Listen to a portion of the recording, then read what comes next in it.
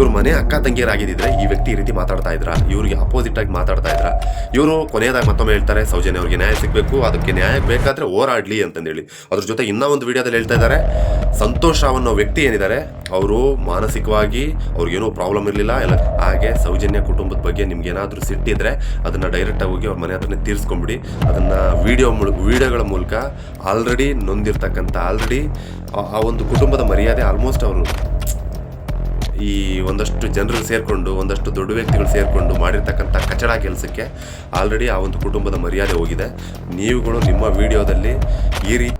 ನಮಸ್ಕಾರ ಸ್ನೇಹಿತರೆ, ನಾನು ಈ ವಿಡಿಯೋ ಮಾಡ್ತಾ ಇರ್ತಕ್ಕಂಥ ಉದ್ದೇಶ ಬಂದ್ಬಿಟ್ಟು ನಮ್ಮ ಕೀರ್ತಿ ಅವರು ಪದೇ ಪದೇ ಮತ್ತೆ ತಪ್ಪು ಮೇಲೆ ತಪ್ಪುಗಳನ್ನ ಮಾಡ್ತಾ ಇರೋ ಉದ್ದೇಶಕ್ಕೆ ಈ ಒಂದು ವಿಡಿಯೋ ಮಾಡ್ತಾ ಇದ್ದೀನಿ. ನಿನ್ನೆ ತಪ್ಪಾಯಿತು, ಇವತ್ತು ಹೊಸ ತಪ್ಪನ್ನು ಮಾಡ್ತಾ ಇದ್ದಾರೆ. ಸೊ ಪ್ರೈಮರಿ ಸ್ಕೂಲ್ ಮಕ್ಕಳಾದರೂ ಅಟ್ಲೀಸ್ಟ್ ಒಂದು ಸಲ ಹೇಳಿದ್ರೆ ತಿದ್ಕೋತಾರೆ. ಬಟ್ ಈ ವ್ಯಕ್ತಿ ಪದೇ ಒಂದು ತಪ್ಪು ಅಂತ ಇವಾಗ 100% ಜನರಲ್ಲಿ 90% ಭಾಗ ಜನರು ಅವ್ರ ಕಡೆಗೆ ಬೆರಳು ಮಾಡಿ ನೀನು ಮಾಡ್ತಾ ಇರೋ ತಪ್ಪು ಅಂತ ಹೇಳ್ತಿದ್ರು ಕೂಡ ಮತ್ತೆ ಆ ವ್ಯಕ್ತಿ ಆ ತಪ್ಪನ್ನೇ ತುಂಬ ಸ್ಟ್ರಾಂಗ್ ಆಗಿ ಮತ್ತೆ ಮಾಡ್ತಾ ಇರೋದು ನನಗೆ ಸಿಕ್ಕಾಬಟ್ಟೆ ಕೋಪ ಬರ್ತಾ ಇದೆ. ಏನಪ್ಪ ಇವನು ಇವತ್ತು ಈ ರೀತಿ ಮಾತಾಡ್ತಾ ಇದ್ದಾನೆ ಅಂತ ಅನ್ಕೋಬೇಡಿ. ಇವತ್ತು ಅವ್ರು ಮಾಡಿರ್ತಕ್ಕಂಥ ತಪ್ಪು ಬಂದ್ಬಿಟ್ಟು ಇವತ್ತು ತಿರ್ಗಾ ಮತ್ತೆ ಅದೇ ಒಂದು ವಿಷಯದ ಬಗ್ಗೆ ಅವರು ವಿಡಿಯೋ ಮಾಡಿದ್ದಾರೆ. ಅಫ್ಕೋರ್ಸ್ ಆ ಒಂದು ವಿಡಿಯೋದಲ್ಲಿ ಕೂಡ ಸಮೀರ್ ಅವ್ರಿಗೆ ಅಪೋಸಿಟ್ ಆಗಿ ಆ ಒಂದು ವಿಡಿಯೋ ಇದೆ. ಅವರು ಒಂದಷ್ಟು ಪ್ರೂಫ್ಗಳು, ಒಂದಷ್ಟು ಡಾಕ್ಯುಮೆಂಟ್ಸ್ಗಳೆಲ್ಲ ಇಟ್ಕೊಂಡ್ಬಂದಿದ್ದಾರೆ. ಇವತ್ತು ಮಾಡಿರ್ತಕ್ಕಂಥ ವಿಡಿಯೋದಲ್ಲಿ ಏನಂತ ಹಾಕ್ಕೊಂಡಿದ್ದಾರೆ ಅಂತಂದರೆ, ನಿಶ್ಚಲ್ ಜೈನ್ ಅವರು ಅವತ್ತಿನ ದಿನ ಅಮೇರಿಕಾದಲ್ಲಿದ್ರಾ ಅಂತಂದೇಳಿ. ಅವರು ಅಮೇರಿಕಾದಲ್ಲಾದರೂ ಇರಲಿ, ಕೆನಡಾದಲ್ಲಾದರೂ ಇರಲಿ, ಅಥವಾ ಇಂಡಿಯಾದಲ್ಲಿರಲಿ, ಎಲ್ಲಾದರೂ ಇರಲಿ, ಈಗ ಬಂದಿರತಕ್ಕಂಥ ಪ್ರಾಬ್ಲಮ್ ಏನು, ನಾವು ಯಾರಿಗೆ ಸಪೋರ್ಟ್ ಮಾಡಬೇಕು, ಯಾರ ಬಗ್ಗೆ ನ್ಯಾಯ ಕೇಳಬೇಕು. ಇವ್ರ ಮನೇಲಿ ಅಕ್ಕ ತಂಗಿ ಯಾರಾದರೂ ಇದ್ದು ಅವ್ರಿಗೆ ಈ ರೀತಿ ಆಗಿದ್ದಿದ್ರೆ ಅವತ್ತಿನ ದಿನ ಇವರು ಈ ರೀತಿ ಅಪೋಸಿಟ್ ಪರ್ಸನ್ಸ್ಗೆ ಸಪೋರ್ಟ್ ಮಾಡಿ ಮಾತಾಡ್ತಾ ಇದ್ರ.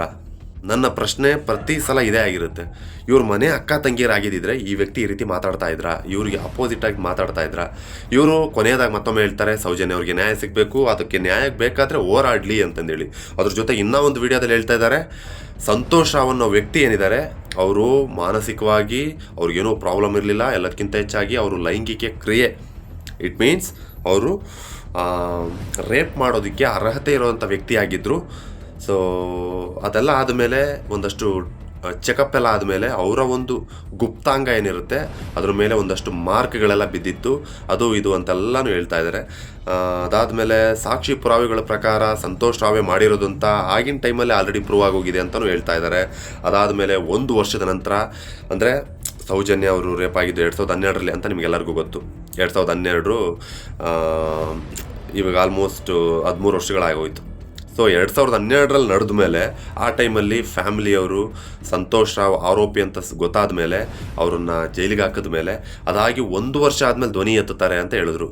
ಸೊ ಆ 1 ವರ್ಷದವರೆಗೂ ಈ ಒಂದು ಕುಟುಂಬ ಏನಿದೆ, ಸೌಜನ್ಯ ಅವರ ಕುಟುಂಬ, ಯಾರೊಬ್ಬರ ಮೇಲೂ ಕೂಡ ಡೌಟ್ ಪಟ್ಟು ಮಾತಾಡಿಲ್ಲ. ಧರ್ಮಸ್ಥಳದ ಬಗ್ಗೆನೂ ಕೆಟ್ಟದಾಗಿ ಮಾತಾಡಿಲ್ಲ.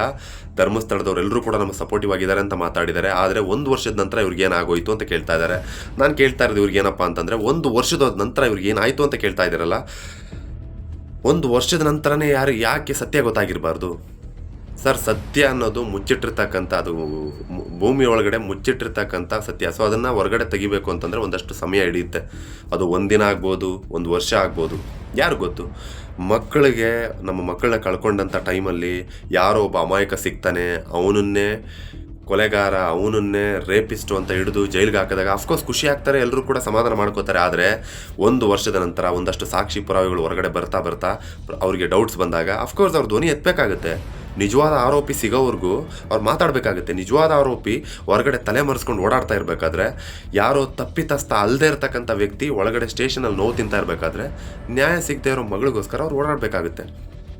ಸೊ 1 ವರ್ಷದ ನಂತರ ಇವರು 1 ವರ್ಷದವರೆಗೂ ಏನು ಮಾಡ್ತಾಯಿದ್ರು ಅಂತ ಅವ್ರು ಕೇಳಿದ್ರು. ಸೊ ಅವ್ರಿಗೆ ನಾನು ಕೇಳ್ತಾ ಇದ್ದೀನಿ, ನಿಮ್ಮ ಮನೆ ಹೆಣ್ಮಕ್ಳಿದ್ದಿದ್ರೆ ನೀವು ಈ ರೀತಿ ಮಾತಾಡ್ತಾ ಇರಲಿಲ್ಲ ಸರ್.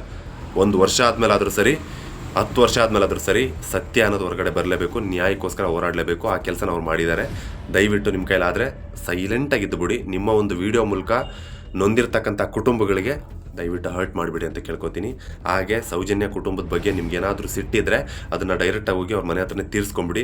ಅದನ್ನು ವಿಡಿಯೋಗಳ ಮೂಲಕ ಆಲ್ರೆಡಿ ನೊಂದಿರ್ತಕ್ಕಂಥ ಆ ಒಂದು ಕುಟುಂಬದ ಮರ್ಯಾದೆ ಆಲ್ಮೋಸ್ಟ್ ಅವರು ಈ ಒಂದಷ್ಟು ಜನರು ಸೇರಿಕೊಂಡು, ಒಂದಷ್ಟು ದೊಡ್ಡ ವ್ಯಕ್ತಿಗಳು ಸೇರಿಕೊಂಡು ಮಾಡಿರ್ತಕ್ಕಂಥ ಕಚಡ ಕೆಲಸಕ್ಕೆ ಆಲ್ರೆಡಿ ಆ ಒಂದು ಕುಟುಂಬದ ಮರ್ಯಾದೆ ಹೋಗಿದೆ.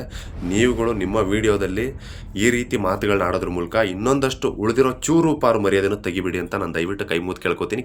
ಕೀರ್ತಿ ಅವರೇ, ಹಾಗೆ ಇಷ್ಟನ್ನು ಕೇಳ್ಕೊತೀನಿ. ನಿಮ್ಮ ಚಾನಲಲ್ಲಿ ವಿಡಿಯೋ ಓಡ್ತಾ ಇಲ್ಲ ಅಂತ ನನಗೆ ತುಂಬ ಚೆನ್ನಾಗಿ ಗೊತ್ತಾಯಿತು. ಯಾಕೆ ಅಂತಂದರೆ ನೀವು ರಾಜಕೀಯದ ಬಗ್ಗೆ ವಿಡಿಯೋ ಮಾಡ್ತೀರಾ, ಇನ್ನೊಂದಷ್ಟು ವಿಷಯಗಳ ಬಗ್ಗೆ ವಿಡಿಯೋ ಮಾಡ್ತೀರಾ. ಅದು 1 ಡೇ 2 ದಿನ 3 ದಿನ 4 ದಿನ ಆದರೂ ಕೂಡ ಬರೀ 300ರಿಂದ 400 ವ್ಯೂಸ್ ಆಗ್ತಾಯಿದೆ. ಸೊ ಹಾಗಾಗಿ ನೀವು ಈಗ ಕರೆಕ್ಟಾಗಿರ್ತಕ್ಕಂಥ ಡೈರೆಕ್ಷನ್ ತೊಗೊಂಡಿದ್ದೀರಾ. ಅದು ಸೌಜನ್ಯ ಅವರ ವಿಷಯದ ಬಗ್ಗೆ. ಸೊ ಆ ಒಂದು ವಿಷಯದ ಬಗ್ಗೆ ನೀಟಾಗಿ ವೈರಲ್ ಆಗ್ತಾ ಇದ್ದೀರಾ. ಸೊ ಅದು 5 ಲಕ್ಷದವರೆಗೂ ಹೋಗ್ತಾ ಇದೆ ವೀಡಿಯೋಸು. ಸೊ ಹಾಗಾಗಿ ನೀವು ಇವಾಗ ಕರೆಕ್ಟಾಗಿ ಟಾರ್ಗೆಟ್ ಇಟ್ಕೊಂಡು ಸೊ ಇದರ ಆಪೋಸಿಟ್ಟು ನಾನು ಮಾಡ್ತಾ ಇರೋದೇ ಸರಿ ಅಂದ್ಕೊಂಡು ಹೋಗ್ತಾ ಇದ್ದೀರಾ. ನಿಮ್ಮ ಪ್ರಕಾರ ಅದು ಸರಿಯಾಗಿರ್ಬೋದು, ಇಡೀ ಕರ್ನಾಟಕ ಜನತೆ ಪ್ರಕಾರ ಅದು ತಪ್ಪು ಅಂತ ನಾನು ಹೇಳೋಕ್ಕೆ ಇಷ್ಟಪಡ್ತೀನಿ. ನಾನು ಹೇಳಿದ್ದೇನಾದರೂ ತಪ್ಪಾಗಿದ್ದರೆ ನನ್ನ ಕಮೆಂಟ್ಸ್ಗಳಲ್ಲಿ ಚೆಕ್ ಮಾಡಿ ನೋಡಿ. ಯಾರೊಬ್ಬರು ಕೂಡ ನಿಮ್ಮ ಬಗ್ಗೆ ನಾನು ಅಪೋಸಿಟಾಗಿ ವಿಡಿಯೋ ಮಾಡಿದಾಗ ಯಾರು ಕೂಡ ಒಬ್ಬರು ಕೂಡ ನಿಮಗೆ ಸಪೋರ್ಟಿವ್ ಆಗಿ ಮಾತಾಡ್ತಾ ಇಲ್ಲ. ಬಿಕಾಸ್ ಇಲ್ಲಿ ತಪ್ಪಿತಸ್ಥರು ಯಾರು, ತಪ್ಪು ಮಾಡ್ತಾ ಇರೋದು ಯಾರು, ತಪ್ಪು ಮೇಲೆ ತಪ್ಪು ಮಾಡ್ತಾ ಇರೋದು ಯಾರು, ಒಳ್ಳೆಯವ್ರು ಯಾರು, ಕೆಟ್ಟವ್ರು ಯಾರು ಅಂತ ಕ್ಲಿಯರ್ ಕಟ್ಟಾಗಿ ಅರ್ಥ ಆಗುತ್ತೆ. ದಯವಿಟ್ಟು ಈ ಥರ ತಪ್ಪುಗಳನ್ನ ಮಾಡಿ ಆಲ್ರೆಡಿ ನೊಂದಿರ್ತಕ್ಕಂಥ ಕುಟುಂಬಗಳನ್ನ ಮತ್ತೆ ನೋಯಿಸಬೇಡಿ ಅಂತ ಕೇಳ್ಕೊತೀನಿ. ನಿಮ್ಮ ಕೈಲಾದರೆ ಬೇರೆ ಏನಾದರೂ ಕೆಲಸ ಮಾಡ್ಕೊಳ್ಳಿ. ನನಗೆ ಗೊತ್ತು ನೀವು ಯೂಟ್ಯೂಬ್ನೇ ಪರ್ಮನೆಂಟಾಗಿ ಮಾಡ್ಕೊಂಡಿದ್ದೀರಾ ಅಂತ. ಯಾಕಂದರೆ ನಾನು ನಿಮ್ಮ ವೀಡಿಯೋಸ್ನ ರೆಗ್ಯುಲರಾಗಿ ನೋಡ್ತಾ ಇರ್ತೀನಿ.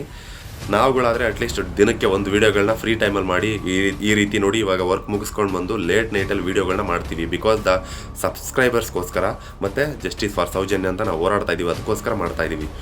ಆದರೆ ನೀವುಗಳು ಹಂಗಲ್ಲ. ನಿಮ್ಮ ವಿಡಿಯೋ 2 ಅವರ್ಸ್ಗೊಂದ್ಸಲ ಬರ್ತಾನೆ ಇರುತ್ತೆ. ಅದರಲ್ಲೇ ಗೊತ್ತಾಗುತ್ತೆ ನೀವು ನಿಮ್ಮ ಒಂದು ಕೆಲಸ ಯೂಟ್ಯೂಬ್ ವಿಡಿಯೋ ಮಾಡೋದಾಗಿರ್ಬೋದು. ಆದರೆ ಆ ಒಂದು ಕೆಲಸದಿಂದ ಆಲ್ರೆಡಿ ನೊಂದಿರ್ತಕ್ಕಂಥ ಕುಟುಂಬನ ಮತ್ತೆ ನೋಯಿಸ್ಬೇಡಿ ಅಂತ ಕೇಳೋದಕ್ಕೆ ಈ ಒಂದು ವಿಡಿಯೋ ಮಾಡಿದೆ. ದಯವಿಟ್ಟು ತಪ್ಪಾಗಿದ್ದರೆ ಕ್ಷಮಿಸಿ. ಇನ್ಮೇಲಾದರೂ ಅಟ್ಲೀಸ್ಟ್ ಈ ಥರ ತಪ್ಪುಗಳನ್ನ ನಿಲ್ಲಿಸಿ ಅಂತ ಕೇಳ್ಕೊತೀನಿ. ಈಗ ಕೀರ್ತಿ ಅವ್ರ ಬಗ್ಗೆ ಈ ವಿಡಿಯೋ ನೋಡ್ತಕ್ಕಂಥ ಪ್ರತಿಯೊಬ್ಬರಿಗೆ ಏನು ಅನಿಸುತ್ತೆ ಅದನ್ನು ದಯವಿಟ್ಟು ಕಮೆಂಟಲ್ಲಿ ತಿಳಿಸಿ. ಅದು ಅವ್ರಿಗೆ ಅರ್ಥ ಆಗಲಿ ಅಂತ ಕೇಳೋಕ್ಕೆ ಇಷ್ಟಪಡ್ತೀನಿ. ಜೈ ಹಿಂದ್, ಜೈ ಕರ್ನಾಟಕ ಮತ್ತು ಜಸ್ಟಿಸ್ ಫಾರ್ ಸೌಜನ್ಯ. ಒಳ್ಳೆಯದಾಗಲಿ.